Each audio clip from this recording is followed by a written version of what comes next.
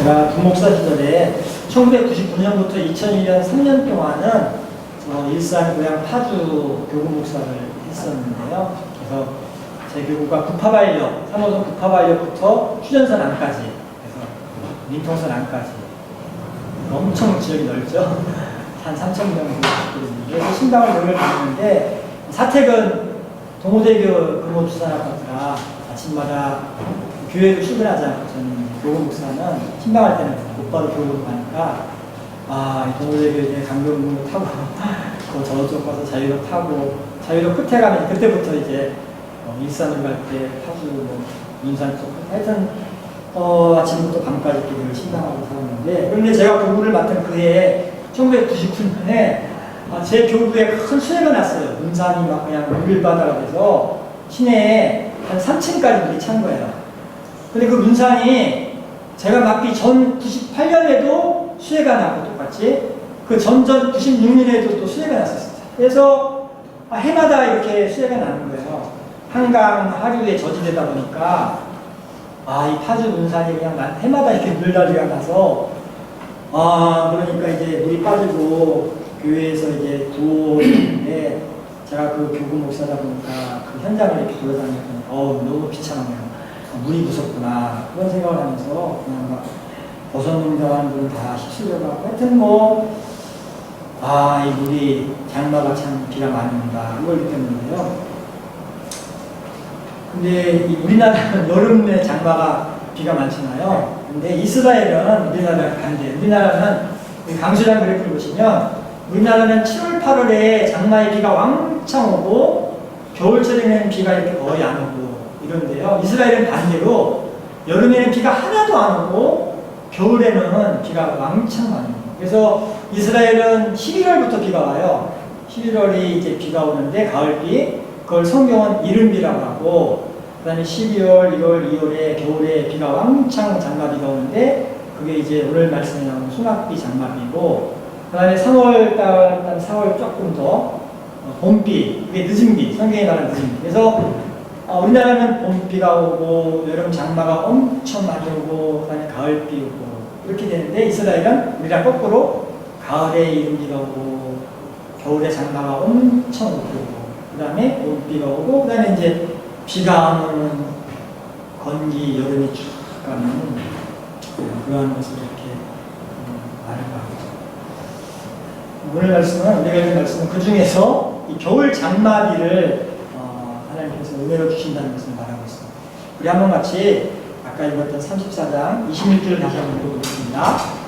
내가 그들에게 복을 내리고 내 산 사방에 복을 내리며 때를 따라 소낙비를 내리게 복된 소낙비를 내리리라 이렇게 말씀합니다. 복된 소낙비를 내리리라. 그래서 이 비를 원어는 게쉔이라는 단어인데 게쉔 이 말이 비인데요.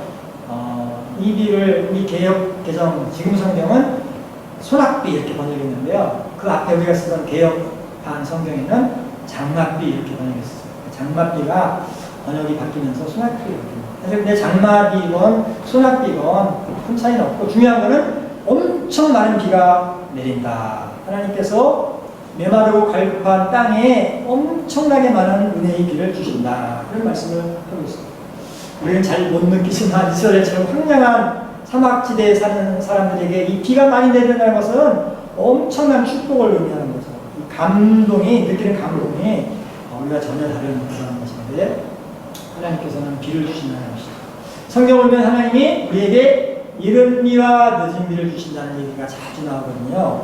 신명기 11장 같이 읽어보죠. 11장 14절 15절 여호와께서 너희의 땅에 이른 비 늦은 비를 적당한 때에 내리시니 너희가 곡식과 포도주와 기름을 넣을 것이요 또 가축을 위하여 들에 풀이 나게 하시니 내가 먹고 배부를 것이다. 하나님이 이른 비, 가을 비와 늦은 비, 봄비를 주셔서 이렇게 추목도 자라게 하고 짐승도 먹게 주신다. 그런 말씀입니다. 유엘 선지자도 이른 비와 늦은 비를 하나님이 주신다. 이런 말씀을 하고 있습니다. 유엘서를 한번 읽어보죠. 유엘서 2장 말씀 13절 시온의 자녀들아 너희는 너희 하나님 여호와로 말미암아 기뻐하며 즐거워할지어다. 그가 너희를 위하여 피를 내리시되 이른 비를 너희에게 적당히 주시니 이른 비와 늦은 비가 예전과 같을 것이다. 하나님은 우리에게 이른 비와 늦은 비를 주신다. 이른 비와 늦은 비를 주신다. 이렇게 말합니다. 그런데 이 이른 비와 늦은 비는 특징이 있어요. 이 늦은 비, 이른 비와 늦은 비는요, 비가 내리면 금방 사라져요. 땅이 건조한 지대다 보니까 내리면서 확 증발도 하고, 워낙 땅이 깊어서 건조하고 이렇게 그런 땅이다 보니까 그냥 비가 내리자마자 땅이 쫙 흡수해버리고, 식물들이 뿌리가 그냥 오랜만에 비가 오면 그냥 쫙 빨아들여가지고, 이른 비, 가을 비나 이 봄비, 늦은 비는 내리는 순간 그냥 지표면에서 거의 다 증발하고 흡수하고 이렇게 되지, 그 물이 이렇게 흘러 들어가서 깊이 지층으로 흘러 들어가서 지하수를 이렇게 저장이 되고 물운동의 시스템 같은 데 이렇게 채워지지를 못하고 그냥 이렇게 비가 오면 그때 필요를 채우는 정도에 불과한 그런 상태죠. 쉽게 말해서 오늘의 양식이죠. 데일리 브레드처럼 그냥 그때 필요를 채울 정도의 그런 비 역할을 하는 그런 것으로 볼 수 있습니다. 우리가 인생 살아가면서 우리가 날마다 필요가 있는데 하나님께서 우리에게 그런 필요를 주시는 게 바로 이른 비와 늦은 비라고 볼 수 있어요. 사업하는 분들, 장사하는 분들, 교회를 운영하는 것도 마찬가지죠. 그런 것들이 이렇게 운영이 가다가 멈추지 않고 계속 갈 수 있는 것은 하나님이 그때그때 필요한 이른 비와 늦은 비를 내려주시니까 그게 가능한 것이죠. 그래서 우리가 그런 의미를 갖고 살고요. 직장 사람들도 마찬가지죠. 자녀들을 키우면서 생활하는 것도 우리가 발달이 이렇게 월급을 받고 생활할 수 있는 것, 하나님께서 우리에게 이른 비와 늦은 비를 주셔서 우리가 살아간다는 것을 우리가 기억을 할 수가 있습니다. 하나님께서 여러분과 저에게 이른 비와 늦은 비를 주셔서 우리가 그 은혜로 살아갈 수 있도록 해주시는 것을 감사하실 수 있기를 바랍니다. 저는 개척교회 목사다 보니까 이 개척교회 목사님들이 쓰신 수기들을 많이 읽어봤는데요. 개척하시는 분들이 쓰시는 책들을 거의 다 읽어봤는데, 그런데 이 개척교회를 하시는 목사님들이 이렇게 쓰신 수기를 읽어보면 거기에 클리셰라고 해야 되나 재미있는 표현이 반복해서 등장하는 표현이 하나가 있어요. 개척교회 목사님들 쓴 책들을 보면 이렇게 반복해서 등장하는 재미있는 표현이 하나 있는데 뭐냐면 여기 나오죠. 돈 많은도 움직일 수 없는 환경. 이 목사님들이 쓰신 책을 읽으면 이런 표현이 이상하게 공통적으로 나와요. 돈 많은도 움직일 수 없는 환경. 거의 클리셰 같은 진부한 표현. 그래서 목사님들이 왜 이런 표현을 할까? 요즘 같은 시대에 여기 최저임금이 8,350원인데 올해 어디 가서 이렇게 아르바이트라도 하면 돈 몇만 원을 만들 수 있는데 하다못해 저녁에 대리운전이라도 하면 돈 몇만 원, 돈 10만 원 만들 수 있는데 왜 목사님들이 책마다 수기마다 돈 많은 돈 움직일 수 없는 환경 이런 걸 꼭 쓰실까? 개척한 목사님들이 참 똑같이 이런 표현을 하시네. 근데 제가 개척을 해보니까 그 표현이 뭔지를 안 모릅니다. 보통 사람들은 그게 무슨 말인지 이해가 안 됩니다. 그까지 만 원이 없어서 아르바이트라도 하면 몇만 원이 들었는데 이게 이해가 안 되는데 개척을 해보니까 이제 이해가 됩니다. 개척교회를 하다 보면 목사님들이 정말 돈 많은 데 없는 상황에 처할 때가 있어요. 이해가 안 되니까 그런 상황에 처할 때가 있는데, 그런데 그 상황이 되면 이제 목사님들이 고민이 됩니다. 선택을 해야 됩니다. 내가 지금 돈 많은 없는 이 절박한 상황에서 뭐를 해야 되나? 대리운전이라도 하고 우리 주유소 가서 알바라도 해서 그 돈을 좀 이렇게 벌어가지고 살 것인가? 아니면 내가 주의 종이고 하나님의 종이고 목사인데 하나님이 주시면 먹고 안 주시면 굶겠다고 나선 사람인데 그럼 내가 이 상황에서 하나님이 안 주시니까 그냥 굶을 것인가?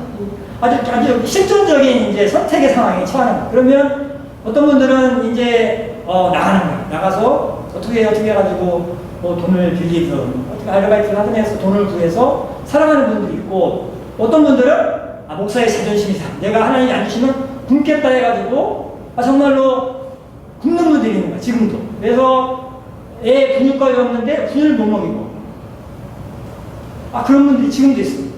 쌀은 어떻게 구했는데 밥을 했는데 반찬이 없으니까 간장 찍어 먹는 목사님들이 지금도 있는 거야. 지금 같은 시대에. 그러니까 그런 분들이 그런 체험을 하고 자기가 나중에 수기를 쓸 때는 이런 표현을 하는 거예요. 돈 많은 상황에서 어떻게 되겠다. 그런데 재미있는 거는 이런 분들이 이런 걸 이렇게 쓰시면서 참 신기한 건 그렇게 살아가시는데도 그런 상황에서 하나님의 은혜들이 나타나는 것들을 늘 이렇게 간증하고 이렇게 하는 걸 볼 수 있습니다. 교회가 사실 운영이 되기 위해서는 이게 교회도 조직이니까 끊임없이 운영하는 비용이 들고 하잖아요. 그러니까 비용이 드는데 개척교회들은 거의가 자립을 못하잖아요. 대한민국의 개척교회 90%는 자립 못하고 그냥 살아가고 있는데, 그런데도 이렇게 꾸역꾸역 운영이 되는 거는 거기에도 하나님의 이른비와 늦은비와 같은 은혜가 있다는 것을 우리가 알 수가 있는 거죠. 우리 교회도 개척을 하고 나서 컨테이너 갖다 놓고 예배를 드리고 시작을 했는데요. 완벽하잖아요. 근데 이제 우리 박지현 집사님, 이선희 권사님 가정에 등록을 하시고 개척교회 깡통교회에 나오셨어요. 근데 어느 날 두 분이 찾아오셨어요.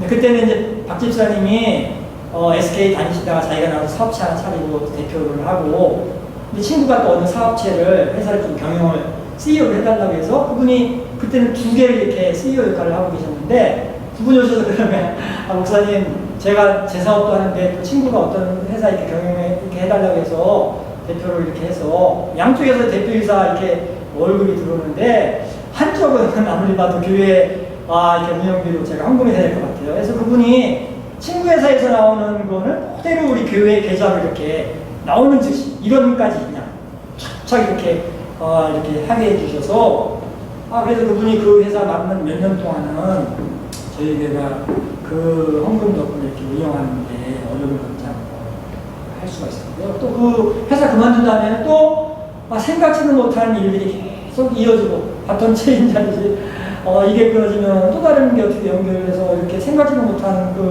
이런 일이 계속 반복이 되면서 우리 교회가 이렇게 올 수가 있었죠.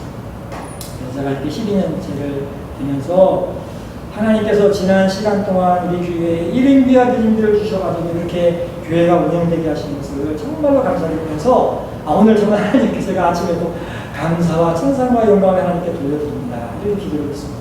그런데 이런 일이 우리에게만 있는 게 아니고요. 개척교회에 어려움이 있지만 개척교회에 또 그런 일들이 간증거리가 더 많은 거였어요. 저희 친구 목사님 동기 교육전사 때 같이 교육전사를 하시는 그 목사님 계신데 운무대교에서도 등록도 하고 수만교에서 등록도 하고 그런 분인데, 그런데 그 목사님이 그분도 자기가 개척에 꿈이 있다고 저 송파구에 어느 상가 이거보다도 작은 지하실을 이렇게 개척하셨고, 우리 교회는 지하도 이렇게 쾌적한데 거기는 막 냄새나고 물차고 어떤 상가를 개척하셨는데요. 거기서 꾸역꾸역 개척교회를 하고 계시는데 그 목사님이 그러는 어느 날 어느 분들이 중년 부부가 와서 등록을 하더래요, 자기 교회. 그래서 제가 그러셨어요. 그런데 나중에 알고 보니까 두 부부가 다 의사입니다. 부부 의사가 등록을 하셔서 냄새나고 물차는 그 꾀죄죄한 상가 지하교회를 매일 나오시면서 봉사하시고 헌금하시고 그러신다. 그러면서 참 신기하더라는 거예요. 신기하다. 그래서 제가 그랬죠. 하나님께서 교회를 지키신다고 교회들마다 사랑하는 것 같아도 알고 보면 다 하나님이 하신다고 제가 그런 얘기를 했던 적이 있는데, 그래서 그분들이 지금까지도 교회를 다니시고 지금은 이제 예배당에 지하에서 나와서 2층에 이렇게 좀 쾌적한 데를 경비실로 예배를 드리고 계시는데요. 이게 사람이 하는 것 같다고 알고 보면 하나님이 하신다. 그게 교회만 그런 게 아니고 여러분이 사는 것도 마찬가지예요. 여러분이 이렇게 직장 생활 하시건 사업을 하시건 이렇게 굶지 않고 자녀들을 키우고 살아가시는 것도 우리는 그냥 뭐 평범하다고 생각할 수가 있는데 이게 알고 보면 평범한 게 아니고 하나님이 그 뒤에서 여러분에게 이른비와 늦은비를 주셔서 여러분이 그렇게 하나를 설 수 있다는 것을 여러분이 기억하시면서 여러분도 감사를 사실 수 있기를 바랍니다. 하나님은 우리에게 이른비와 늦은비를 주셔요. 개척교회는 개척교회대로, 직장 사람들은 직장 사람들대로. 그래서 우리가 그 은혜를 잘 기억하면서 내가 이렇게 살아가는 것이 우연도 아니고 평범함도 아니고 보이지 않는 하나님의 이른비와 늦은비가 임해서 살아갈 수 있구나, 이런 생각을 하시면서 늘 감사하실 수 있기를 바랍니다. 근데 이른비와 늦은비는요, 여러분 아까도 말한 것처럼 그 약이 제한돼가지고요 채워지는 건 아니고 그냥 그때 필요를 이렇게 채우는 정도에 불과하죠. 근데 문제가 뭐냐면 가을이나 봄은 그렇게 넘어간다고 쳐도 긴 여름 동안 건기 바짝 말라가지고 온 대지가 그냥 바싹 마르는 그 긴 여름은 어떻게 지낼 것인가? 물이 있어야 되잖아요.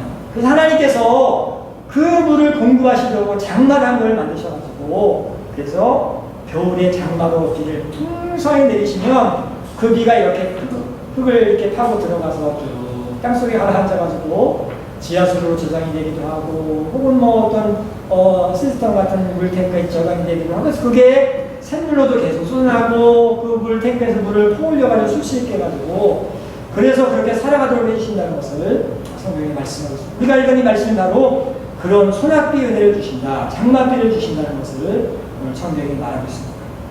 우리 아까 읽은 말씀 다시 한번 말씀의 뜻을 생각하시면서 읽어보겠습니다. 내가 그들에게 복을 내리고 넷은 사방에 복을 내리며 때를 따라 소낙비를 내리되 복된 소낙비를 내리리라. 그래서 하나님이 소낙비를 내려주신다 이렇게 말하고 있습니다. 이스라엘은 물이 귀한 곳이잖아요. 샘이 보통 가치가 있는 게 아닌데 샘이 흔하지도 않고 예루살렘이라는 그 도시에는 샘이 있는데 기온샘이라고 유명한 샘이 있잖아요.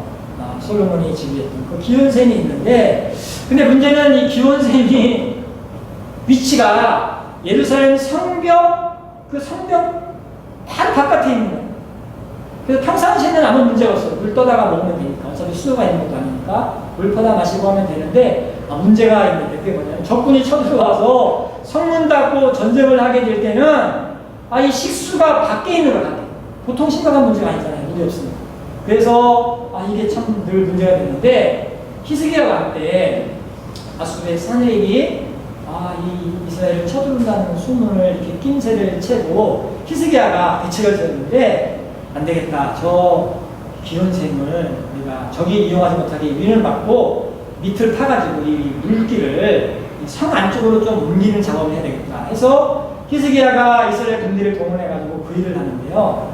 그래서 성 밖에 위는 이렇게 적군이 이용하지 못하도록 다 덮고 밑에를 파가지고 성 안쪽으로 이렇게 연결을 해서 양쪽에서부터 파고 들어가가지고 이렇게 파고 들어가서 여기 다음 그림 보면 S자형으로 이렇게 터널이 히스기야 터널이 S자로 이렇게 돌아가 양쪽에서 파는 사람들이 가운데서 딱 만나는 기적과 같은 일이 벌어져서 그 만난 장면을 이렇게 서판에 기록을 해서 그 벽에 딱 붙여놓고 그게 지금 비슷한 박물관에 있다고 하는데 어쨌든 그런 기적적인 일이 벌어져서 그래서 적군이 쳐들어왔을 때 물이 떨어져서 곤란을 당하자는 일을 하게 됐는데요. 근데 놀라운 것은 이 기온샘이건 이 실로암 그 끝이 실로암 샘물인데 실로암이건 기온이건 물이 계속 그 수로를 흐르기 위해서는 물이 솟아나와야 되는데 그럼 그 물이 어디서 나오느냐 그 물이 바로 뭐냐면 겨울 장마 때 내렸던 물이 이렇게 땅속에 스며들어서 그 물이 이렇게 솟아나서 샘물도 되고 수로의 물도 돼가지고